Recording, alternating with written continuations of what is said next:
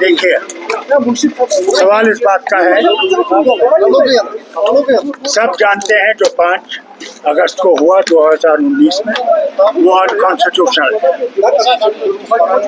और इसीलिए सब मुल्क इसके साथ है इस वक्त। और कल आपने देख लिया पार्लियामेंट में जो एहतजाजी हुआ, ये चलता रहेगा। चलिए डॉक्टर साहब बीजेपी एमपी जो है गिरिराज सिंह, उन्होंने महबूबा मुफ्ती को देखने में बुलाया है।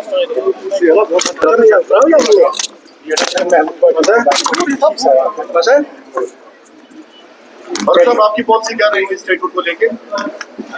मेरी पॉलिसी कुछ नहीं है, नेशनल कॉन्फ्रेंस की पॉलिसी है।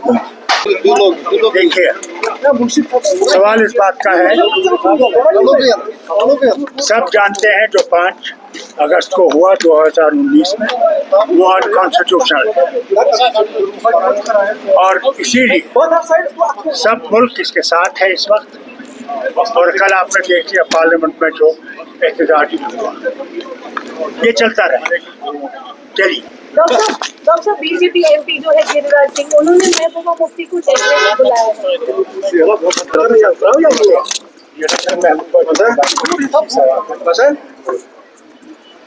और सब आपकी पॉलिसी क्या रहेगी स्टेटहुड को लेके? मेरी पॉलिसी कुछ नहीं है, नेशनल कॉन्फ्रेंस की पॉलिसी है।